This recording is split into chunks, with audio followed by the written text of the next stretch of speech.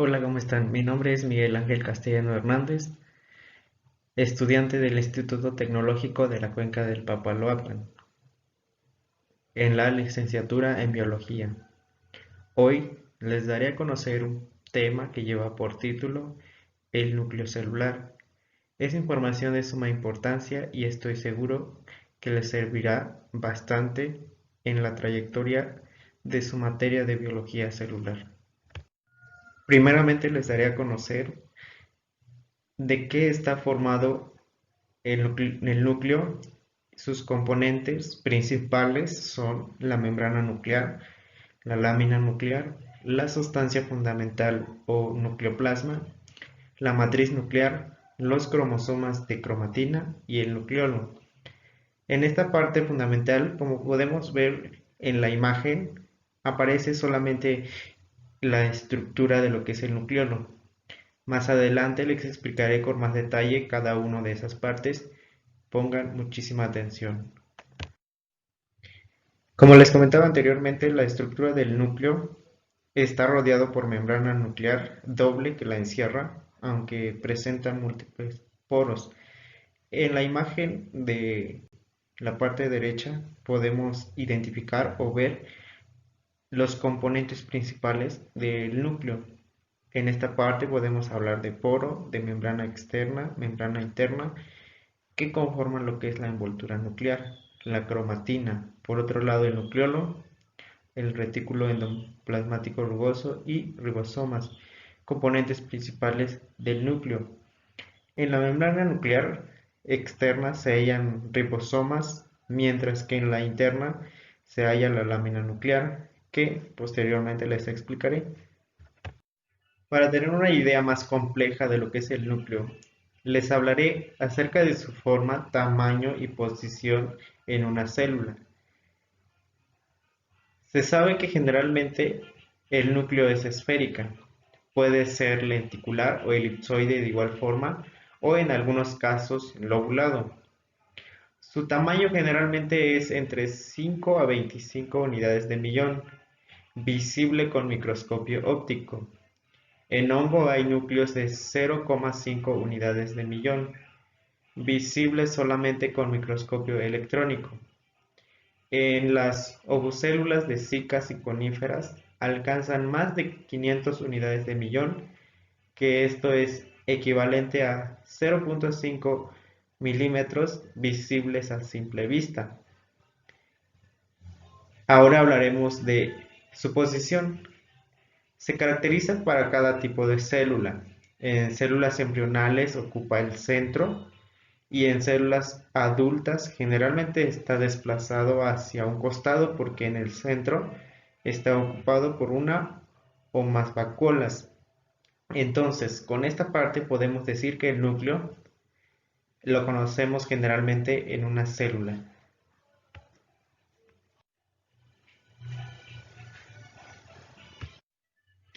Hablando de los aspectos funcionales del núcleo, sabemos que es típico de las células eucariotas.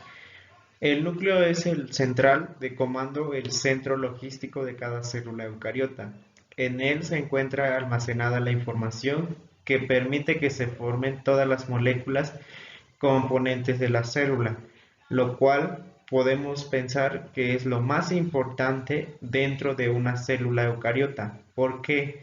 Porque dentro de esto podemos encontrar el ácido desoxirribonucleico, el DNA, que cumple la función de portar la información o más bien los datos. Se trata de una cadena molecular filiforme no ramificada, de solo 2 nanómetros de espesor, pero muy larga. También podemos encontrar la información almacenada en el DNA, que debe ser convertida finalmente en proteínas específicas como unidades estructurales y funcionales específicas, como son enzimas, pero también en distintos tipos de RNA. Como las proteínas están formadas como máximo por 20 tipos de aminoácidos, entonces la pregunta es, ¿cómo puede ser codificado los 20 aminoácidos? Los análisis químicos han develado la presencia en el DNA de dos bases de purina, bases púricas, adenina y guanina, y dos bases de pirimidina, bases pirimidínicas, que es citosina y timina. En la diapositiva anterior hablábamos de los aspectos funcionales del núcleo. Ahora hablaremos del código genético, que también tiene que ver con los aspectos funcionales del núcleo. En la década de 1950 fue develado el secreto de la codificación de la información genética, donde se dice que solo una hebra de la doble hélice del DNA es la que codifica una cadena con sentido. En esta hebra del DNA, un grupo de tres bases, un triplete, significa un aminoácido. En esta parte también se habla que el código genético es universal, es decir, que es válido para todas las células, también para las bacterias. Al hecho de que el flujo de información marche siempre en el sentido DNA, proteína y no al revés, se le da el nombre de dogma central de la genética molecular, por lo que hablamos de la importancia del código genético dentro de la información que guarda el núcleo en la célula. Continuando con los aspectos funcionales del núcleo, hablaremos de la gran cantidad de DNA de las células eucariotas que hizo necesaria la invención del núcleo celular. Hablaremos aquí de cómo es que surge el núcleo celular. Sostenemos otra vez que solo la célula eucariota contiene un núcleo delimitado morfológicamente por membrana, mientras que en las células procariotas el DNA se encuentra libre en el citoplasma. Todo apunta a que la invención del núcleo celular fue sencillamente una necesidad técnica para acomodar la enorme cantidad de DNA filiforme de lo que hablábamos anteriormente. La célula eucariota desarrolló además muchos orgánulos en su citoplasma. La doble membrana debía también estar dotada de poros para posibilitar el intercambio de sustancias y de información en el citoplasma. Por estas razones podemos decir cómo surge el núcleo celular. Continuando con las funciones de la célula, hablamos del fraccionamiento del DNA en cromosomas y compactación del DNA. Es evidente que sola la separación, compartimentación de la enorme cantidad de DNA en el núcleo no fue suficiente para el cumplimiento de todas las funciones mencionadas. Por eso es que se produjeron otras dos modificaciones en la transición de procariotas a eucariotas. El DNA fue fragmentado en varios cromosomas. El DNA fue compactado por medio de enlaces con proteínas básicas conocidas como histonas. El complejo de DNA, sin importar de cuál gen se trate, más histonas, se denomina cromatina, que posteriormente les daré a conocer qué es cromatina. Entonces aquí nos damos cuenta de qué forma surge lo que es el núcleo celular, como se mencionó anteriormente, pero aquí con más detalle. Ahora, aquí les hablaré de la replicación semiconservadora del DNA. En el núcleo, sabemos bien, se encuentran sustancias y enzimas necesarias para la duplicación del DNA o replicación.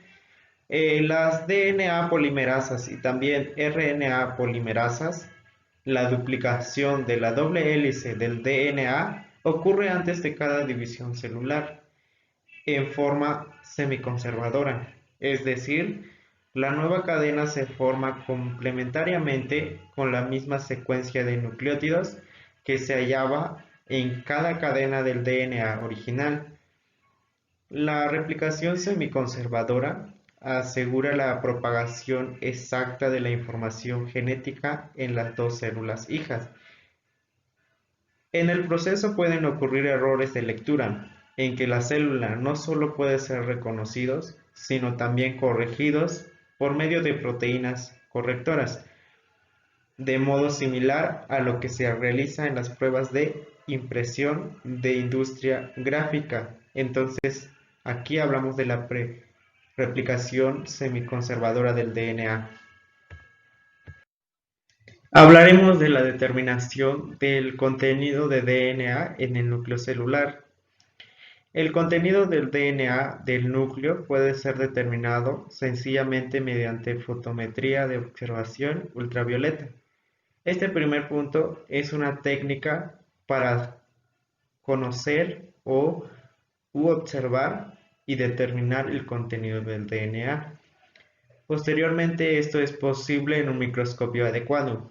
Aún más impresionante es la visualización en colores. Antes con la llamada coloración de Feulgen y hoy con otros colorantes fáciles de obtener. Con estos métodos se vio que todas las células del cuerpo, que también son llamadas células somáticas, contienen la misma cantidad de DNA y que recién un poco antes de entrar en la división celular, en la fase del ciclo vital de la célula, síntesis, esta cantidad se duplica por la síntesis de DNA. Solo las células germinales contienen la mitad del DNA. Entonces aquí nos explica la cantidad de DNA que contienen las células germinales y también en las células vitales o en las células somáticas.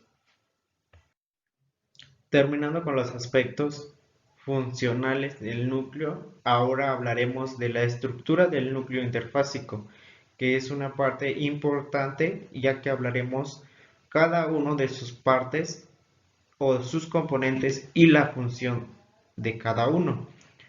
La interfase es un estado aparente de reposo, es la etapa de mayor actividad metabólica. En esta parte hablaremos de las partes funcionales y principales del núcleo. Primeramente hablaremos de la envoltura nuclear.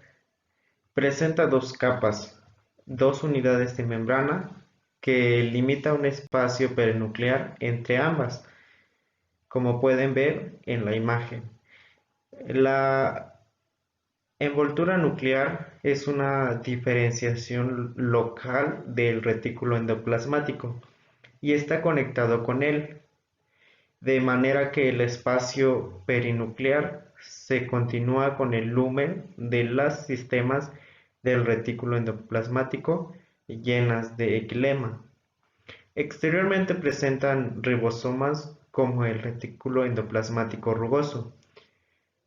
Esta presenta una protección a la acción de enzimas citoplasmáticas, a los movimientos del citoesqueleto y regula también el tráfico bidireccional de sustancias. Como pueden ver en la imagen, la envoltura nuclear o carioteca es una parte principal del núcleo, como se ilustra en la imagen. Consta de membrana externa y membrana interna. Una vez culminado con la envoltura nuclear, ahora hablaremos de la membrana nuclear. Sabemos que dentro de la envoltura nuclear encontramos la membrana nuclear interna y externa. En esta parte hablaremos que esta contiene ribosomas en su cara citoplasmática y en muy contados casos puede verse que experimenta una transición directa a retículo endoplasmático rugoso. El lumen de la doble membrana, la cisterna perinuclear, puede estar en conexión directa con las cisternas del retículo endoplasmático rugoso. Por esta razón se considera a la membrana nuclear como deriva del retículo endoplasmático rugoso o viceversa. En la parte de abajo del texto podemos ver la membrana nuclear y por supuesto que sus partes. Ilustra en la imagen esta parte en donde explico acerca de la membrana nuclear para que tengan más conocimiento, puedan ver más claro cada una de sus partes. Continuando con la membrana nuclear, que sabemos que lo podemos encontrar en la envoltura nuclear. Esta Puede estar en conexión directa con la cisterna del retículo endoplasmático rugoso, como lo explicaba anteriormente en la imagen. Por esta razón, se considera a la membrana nuclear como derivada del retículo endoplasmático rugoso o viceversa. También en esta parte haremos hincapié acerca de la membrana nuclear externa e interna. Primeramente hablaremos de la membrana nuclear externa. Esta presenta continuidad entre el espacio perinuclear y el volumen del retículo endoplasmático. Esto es la membrana nuclear. Por otra parte, hablaremos de la membrana nuclear interna.